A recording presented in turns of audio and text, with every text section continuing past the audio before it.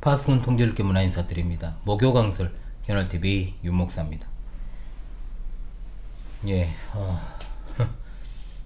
목요 강설. 예, 지난 시간에 이어서 창세기 26장의 12절로 33절까지 내용을 본문으로 해서 이삭이 받은 복에 대해서 이 시간 강설하도록 하겠습니다. 창세기 26장 12절로 33절을 제가 낭독하겠습니다. 이삭이 그 땅에서 농사하여 그해 100배나 얻었고 여호와께서 복을 주심으로 그 사람이 창대하고 왕성하여 마침내 거부가 되어 양과 소가 때를 이루고 종이 심히 많음으로 블레 사람이 그를 시기하여 그 아버지 아브라함 때에 그 아버지의 종들이 판 모든 우물을 막고 흙을 그로 메웠더라.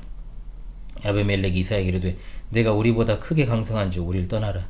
이삭이 그것을 떠나 그랄 골짜기에 장막을 치고 거기 거류하며 그 아버지 아브라함 때에 팠던 우물들을 다시 팠으니 이는 아브라함이 죽은 후에 블레셋 사람이 그 우물들을 메웠습니다. 이삭의 그 우물들의 이름을 그의 아버지가 부르던 이름으로 불렀더라. 이삭의 종들이 골짜기를 파서 샘 군을 얻었더니 그랄 목자들이 이삭의 목자와 다투어 이르되 이 물은 우리의 것이라 하며 이삭이 그 다툼으로 말미암아 그 우물 이름을 에색이라 하였으며 또 다른 우물을 팠더니 그들이 또 다툼으로 그 이름을 신나라 하였으며 이삭이 거기서 옮겨 다른 우물을 팠더니 그들이 다투지 아니하였으므로 그 이름을 르호봇이라 하여 이르되 이제는 여호와께서 우리를 위하여 넓게 하셨으니 이제 이 땅에서 우리가 번성하리로다 하였더라. 이삭이 거기서부터 부엘세바로 올라갔더니 그 밤에 여호와께서 그에게 나타나 이르시되 나는 내 아버지 아브라함의 하나님이니 두려워하지 말라. 내 종 아브라함을 위하여 내가 너와 함께 있어 내게 복을 주어 내 자손이 번성하게 하리라 하신지라. 이삭이 그곳에 제단을 쌓고 여호와의 이름을 부르며 거기 장막을 쳤더니 이삭의 종들이 거기서도 우물을 팠더라. 아비멜렉이 그 친구 아후삿과 삿과 군대장관 비골과 더불어 그랄에서부터 이삭에게로 온지라. 이삭이 그들에게 이르되 너희가 나를 미워하여 나에게 너희를 떠나게 하였거늘 어찌하여 내게 왔느냐. 그들이 이르되 여호와께서 너와 함께 계시면 우리가 분명히 보았으므로 우리의 사이 곧 우리와 너 사이에 맹세하여 너와 계약을 맺으리라 말하였노라. 너는 우리를 해하지 말라. 이는 우리가 너를 범하지 아니하고 선한 일만 내게 행하여 내가 평안히 가게 하였음이니라. 이제 너는 여호와께 복을 받은 자니라. 이삭이 그들을 위하여 잔치를 베풀매 그들이 먹고 마시고 아침에 일찍이 일어나 서로 맹세한 후에 이삭이 그들을 보내매 그들이 평안히 가더라. 그날에 이삭의 종들이 자기들이 판 우물에 대하여 이삭에게 와서 알려 이르되 우리가 물을 얻었나이다 하매 그가 그 이름을 세바라 한지라. 그러므로 그 성읍 이름이 오늘까지 부엘세바더라. 아멘. 예, 지난 시간을 통해서 그랄 땅에 흉년이 들었을 때 이삭이 애굽으로 내려가려 하니까 하나님께서 이집트로 내려가지 말고 자꾸 애굽 이집트를 혼용하는데 이집트로 저는 보통 말하고 있죠. 이집트로 내려가지 말고 그랄 땅에 그대로 거주하라고 명령하셨습니다. 그 땅에 거할 때 하나님은 그와 함께 하시고 복 주시고 땅 주시고 또 이삭의 후손은 하늘의 별같이 번성케 하실 것이라는 언약의 말씀을 주셨죠. 이삭은 하나님의 말씀을 거역하지 않고 그대로 순종하여 그 땅에 거류하게 되었습니다. 비록 그가 스스로 두려움에 쌓여 아버지 실패를 교훈으로 삼지 못하고 자신의 아내를 누이라고 속이는 일을 자행했음에도 하나님께서는 이삭을 돌보시고 그 땅에서 안전히 거하게 하십니다. 지난 시간 말미 그러랑 아비멜렉이 모든 백성에게 이 사람이나 그의 아내를 범하는 자는 죽이리라고 엄명을 내린 사실을 보게 되었습니다. 그리고 오늘은 그 사건 이후 일어난 일에 대한 말씀입니다. 하나님께서 아버지 아브라함에게 하신 약속 그리고 그 아들 이삭에게 하신 약속을 그대로 이행하시는가에 대한 답변을 주는 본문이 되겠습니다. 성경에 등장하는 세 번째 마누라 누이 둔갑 사건 이후 오히려 이삭은 그 땅에서 안전하게 살아갈 수 있는 신분 보장이 이루어집니다. 한마디로 그 지역에서 살 수 있는 영주권을 얻었다고 봐야 되겠죠. 우리나라에도 상당히 많은 불법 체류자들이 취업해 있고 산업노동 현장에 있으며 조선족 문제가 심각하고 중개인들이 상당히 많이 지금 우리나라에 분포되어 있습니다. 우리가 통계적으로 나와 있는 것보다 훨씬 많은 이들이 지금 들어오고 있죠. 많은 규제들이 풀리면서 지금 우리나라가 어떻게 보면 무법천지가 되고 있는 상황입니다. 주로 영세한 예전에는 3D 직종에 많이 분포되어 있었는데 말 그대로 이제 불법 체류자들이 많이 있었죠. 지금도 그렇고 나라에 등록되지 않은 이민자들이라는 말이라는 겁니다. 즉 이들이 범죄를 저지를 경우에는 추적도 어렵고 이게 문제인 거죠. 사회적으로 범죄가 일어났을 때 추적이 안 되잖아요. 그리고 이제 값싼 노동력을 대가로 위험 부담을 감수한 영세 기업이나 업주들이 이런 사람들을 채용하는 일들이 많았습니다. 그런데 법이 이제 이런 것들을 허용하게 되면서부터 오히려 더 혼란한 상황들을 초래하게 되는 일들이 많이 벌어지고 있습니다. 참으로 나라가 지금 거꾸로 가고 있다라고 봐야 되겠죠. 어찌되었든 법이 지금처럼 무르지 않고 엄하게 적용되어 적법하지 않은 외국인 노동자들에 대한 추방이 내려지면 무조건 떠나야 되는 겁니다. 이곳에서 살 수 있는 합법적 권리가 없으니까 저는 이제 외국인에 대해서 규제를 하지 않으면 안 되는 그런 입장에 놓여 있는 사람입니다. 그렇기 때문에 당연히 이 나라가 살기 위해서는 우리나라 사람들이 고용되어서 안전하게 살 수 있는 나라가 돼야 된다. 그건 궁극적으로 그래 반드시 돼야 된다라고 보는 사람입니다. 어찌 되었든 이삭이 거주하던 지역은 아버지 때부터 살아왔던 곳이지만 여전히 이삭은 현지인이 아니고 이방인이고 외국인입니다. 그 지역 사람들과 혼인관계를 맺지 않았기 때문에 서로 동화되거나 엮이지도 않았어요. 그럼에도 불구하고 외국인으로서 즉 나그네로서 이삭이 하나님께 받은 복의 성격이 어떤 것인가, 그리고 그 복이 어떻게 유지될 수 있었는가 하는 게 오늘 본문의 초점입니다.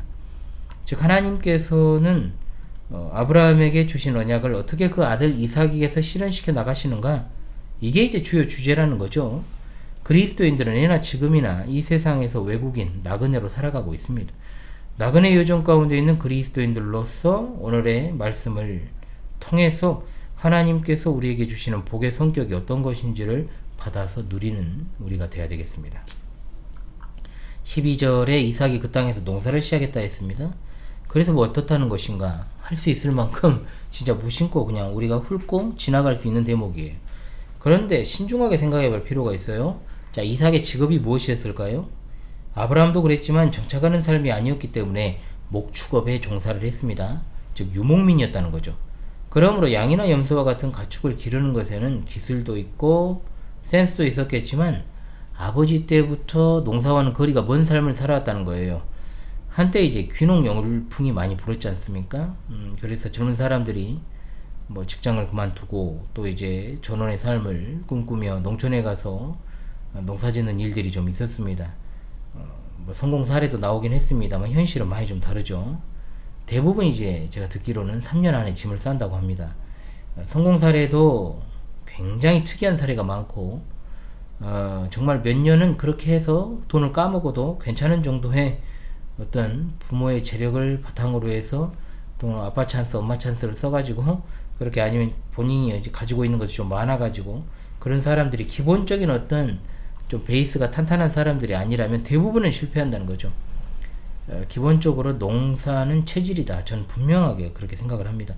아무리 연구하고 또 연구해도 농사 짓는 것을 계속해서 가업으로 대대로 이어온 사람들을 따라가기 어렵고, 일단 내가 나고 자란 곳이 아니잖아요. 그러므로 정착하기도 어렵습니다. 그러니까 보통은 이제 시골에 부모님이 거주하고 계시면 본인이 이제 이어서 하는 경우에는 상관이 없겠습니다만, 그런 경우가 아니라면 어렵다는 거예요. 일단 내가 자란 곳이 아니니까, 나고 자란 곳이. 그래서 예전에 일이 좀 안 풀리면 뭐 이런 말 했잖아요. 시골 가서 농사나 지어야 되겠다. 이거는 아주 말도 안 되는 농담이죠. 천만의 말씀 만만의 콩떡이다. 이 세상에 쉬운 일은 애초에 없어요. 가장 쉬운 일은 태어났더니 아버지가 기득권이거나 엄마가 기득권인 것, 이게 가장 쉬운 거죠. 그런데 다 그렇게 태어날 수 없다는 걸 우리가 직시해야죠. 목축업에 종사하던 이삭이 왜 농사짓게 되었는가? 여기에 대해서 이 본문은 설명을 해주지 않습니다.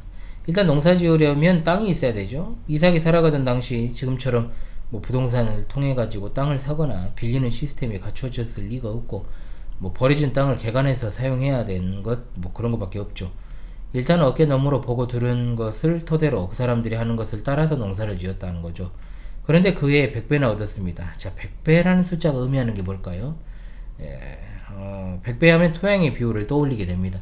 30배, 60배, 100배 나오잖아요. 그래서 이 100배라는 말은 실제적으로 문자적 100배라기보다는 최고로 많은 수확을 거뒀다라는 최고치를 가리키는 수치다. 자, 원래 직업이 농사가 아닌 사람이 어깨너머로 배운 기술로 버려진 땅을 개간해서 농사를 지었는데 최고로 많은 수확을 했다. 이건 이제 뭡니까? 이삭의 능력으로 된 게 아니에요. 누가 봐도 고개를 갸웃거릴 만한 비정상적 수확을 한 겁니다. 그렇다면 보다 구체적으로 농사하다라는 말의 의미를 보면 이 말은 기본적으로 씨를 뿌리다는 뜻입니다. 앞서 하나님께서 이삭에게 너의 씨라 그랬잖아요. 즉 너의 자손을 하늘의 별과 같이 많게 하겠다라고 하셨습니다. 즉 이삭의 자손과 이삭의 심은 씨가 절묘하게 대조를 이루는 거죠. 그런데 이삭은 그 땅에서 씨를 심었고 엄청난 수확을 하게 되었습니다. 이것은 이삭에 대한 하나님의 언약이 이미 성취되어 가고 있다는 걸 보여주는 거죠. 일단은 자식 농사는 성공적이진 않습니다. 아내 리브가도 한참을 임신하지 못했다가 이제 겨우 쌍둥이를 낳았죠. 그렇다고 이삭이 아버지처럼 첩을 얻은 것도 아니에요. 또 쌍둥이 낳은 이후에는 더 이상 자식도 안 주십니다. 그러나 농사를 통해 하나님께서 이삭에게 주신 약속이 이루어질 것이란 사실을 보여주신 겁니다.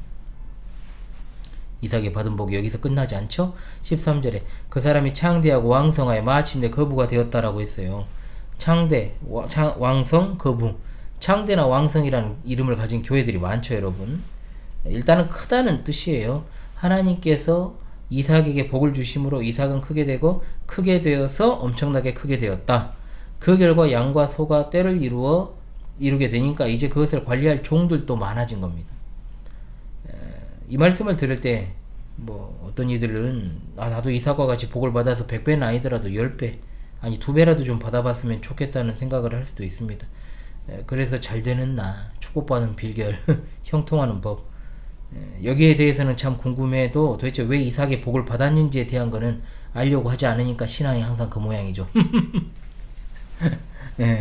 일단 이삭이 거주하는 땅에 흉년이 들어 이집트로 가는 것이 정답이지만 그는 그렇게 하지 않았고 그랄 땅에서 어려운 상황을 감내해야 했습니다.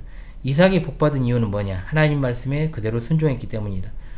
오늘날에도 많은 껍데기 신자가 하나님 말씀에 그렇잖아요. 어떤 순종도 하지 않으면서 자기 삶에 어려움이 닥칠 때 왜 하나님은 나에게 이런 시련을 주는가? 내가 이런 질문 하지 마라 그래요. 항상 불평불만은 없다고 말합니다. 그러나 그게 문제예요. 진짜 그게 문제인 거예요. 이 세상에서 하나님 앞에서 의로울 수 있는 인간이 없잖아요. 하나도 없고요. 하나님 앞에서 의로워질 수 있는 것은 오직 예수 그리스도의 의를 힘입을 때만 가능합니다. 즉 예수 그리스도를 믿음으로 말미암아 의로워지는 거지 우리가 스스로 의롭게 되는 비결은 없다는 거예요.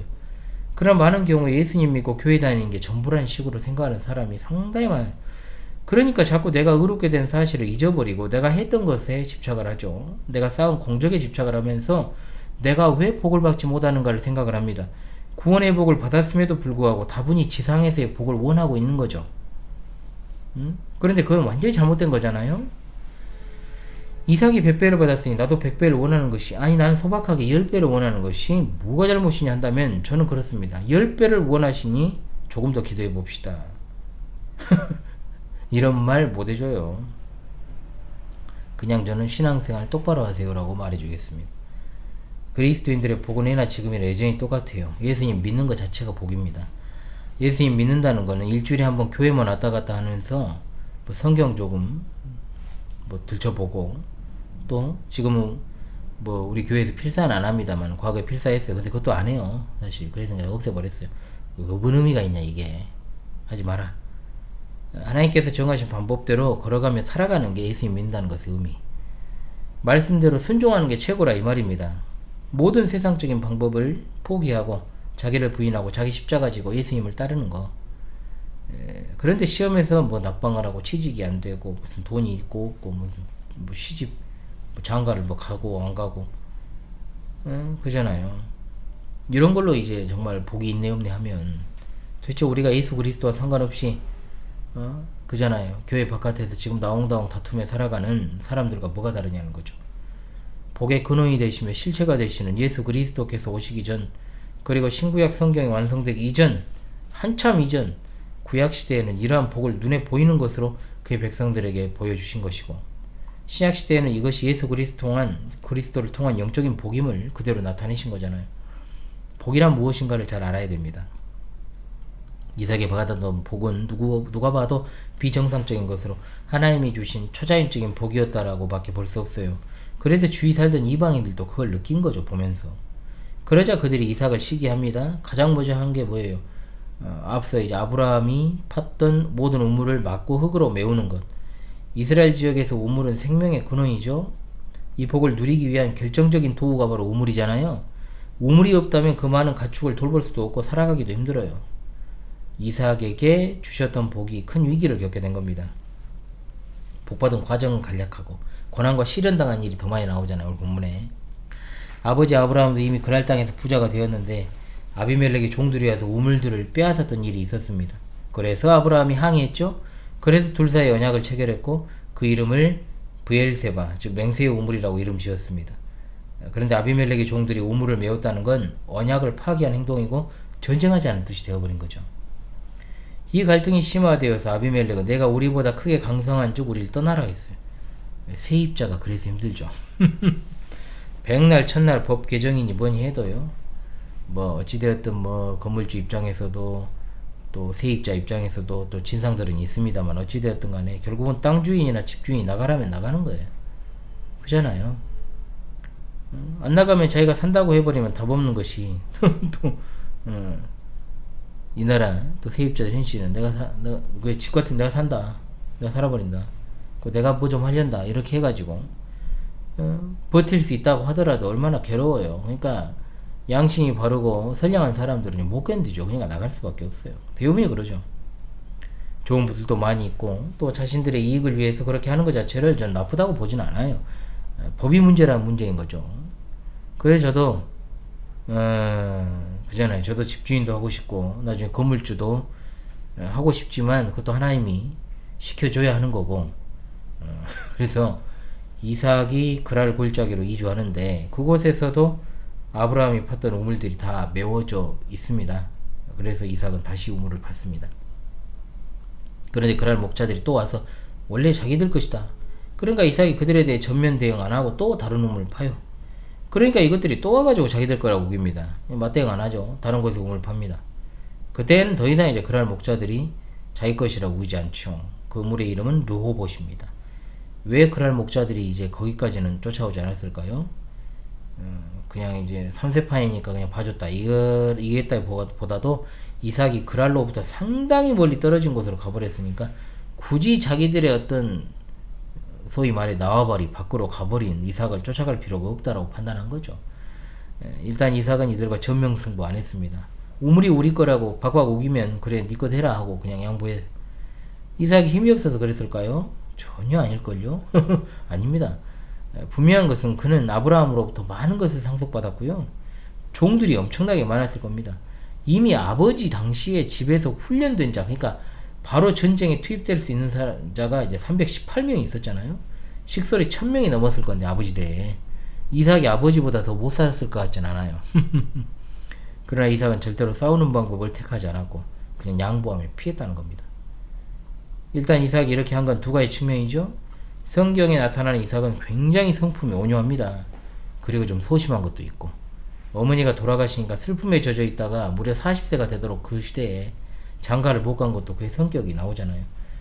이러한 이삭의 온유한 성품 또 그가 하나님의 말씀을 지키는 것에 있어서의 순종함이 결합되어서 그는 그 땅을 떠나지 말라는 하나님의 명령을 수행하려고 어떻게든 그 땅에 머무르려고 몸부림을 친 겁니다.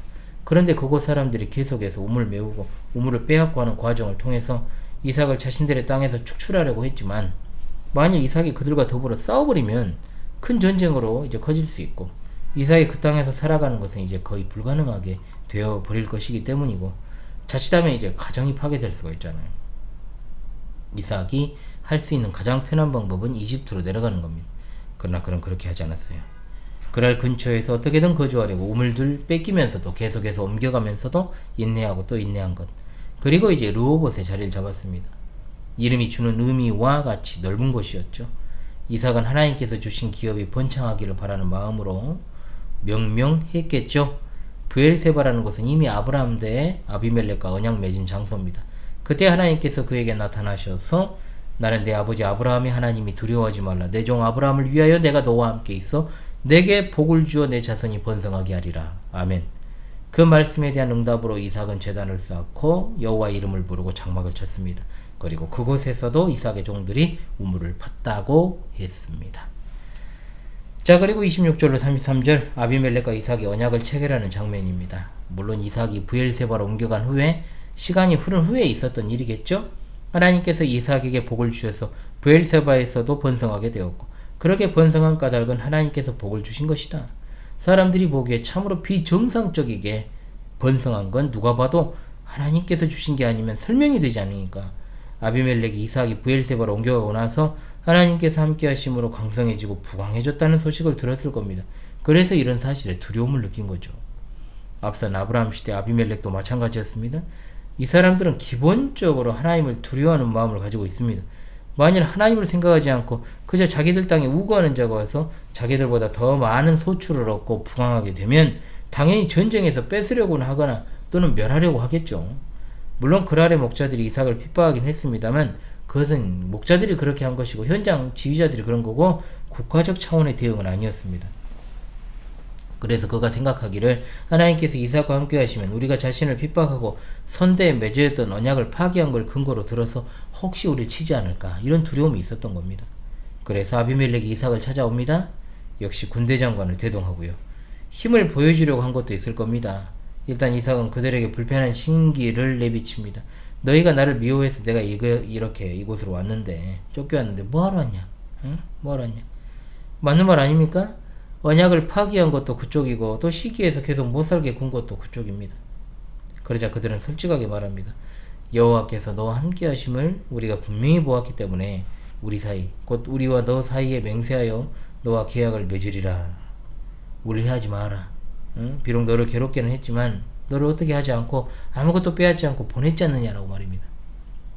아비멜렉은 여호와 하나님께서 함께 하시는 이삭을 두려워합니다. 물론 하나님을 두려워하는 마음이 없다면 이삭을 두려워할 필요가 없습니다. 그래서 이런 제안을 한 겁니다. 이를 통해 하나님께서 이삭과 함께 하신다는 약속이 이루어졌음을 알게 됩니다. 이삭은 여호와께 복을 받은 사람입니다. 이 모든 것은 하나님이 약속하신 바를 그대로 이루신 것입니다. 이 약속이 이루어진 것을 내가 떠벌리고 다니는 것이 아니라 다름 아니라 이방인이 증거를 하잖아요. 이삭의 후손이 하늘의 별과 같이 많아질 것이다. 이건 아직 이루어지지 않았지만 이삭은 하나님께서 주신 약속을 1차적으로 다 받았습니다. 아비멜렉의 말을 들은 이삭이 흔쾌히 그 제안을 받아들입니다. 왜냐? 이 모든 것이 다 하나님의 주권적 섭리로 이루어진 것임을 그가 믿기 때문입니다. 이삭은 그들을 위해 잔치를 벌여 대접합니다. 같이 음식 먹는 것은 이왕 왔으니 밥이라도 먹고 가라는 것이 아니고 이제 관계 회복이죠. 그래서 교회에서의 식탁도 굉장히 중요한 의미를 가져요. 응? 진짜. 그러니까 이제 식탁을 탁 마주하고 뺑 둘러앉아서 먹으면 좋은데 좀 그럴 여건과 상황이 좀 안 돼요.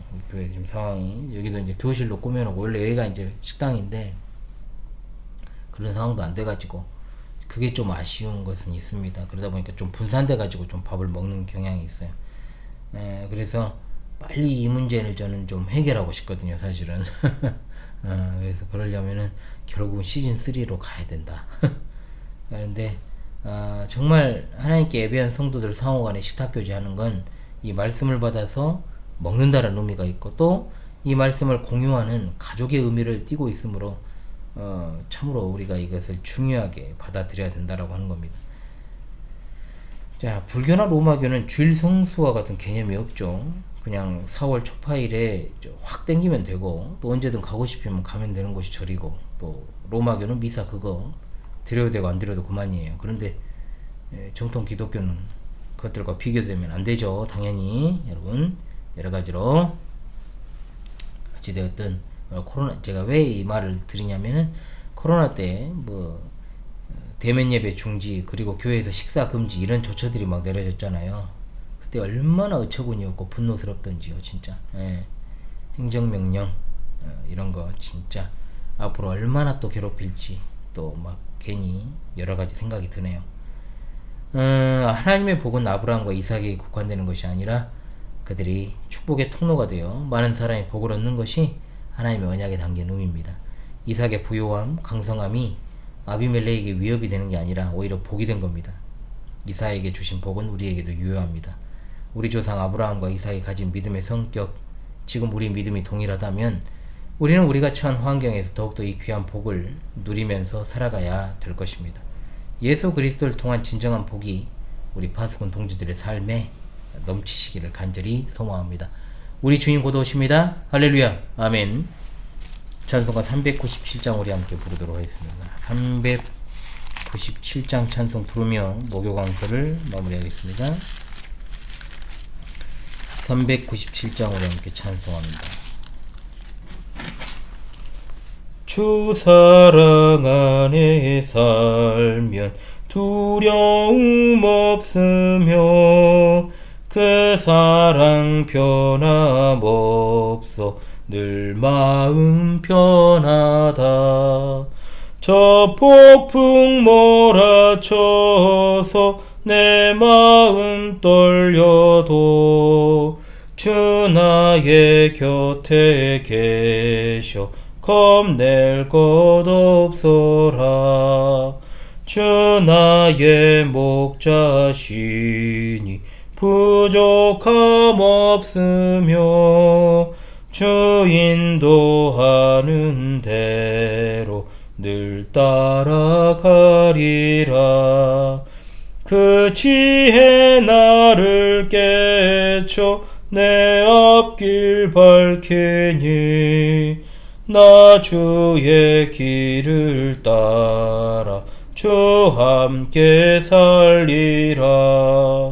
저 넓고 푸른 들판 내 앞에 열리고 그 검은 구름 거쳐 새 하늘 보인다. 끝없는 나의 소망 저 환한 생명길 참 보배 되신 주님 늘 함께 하소서. 아멘.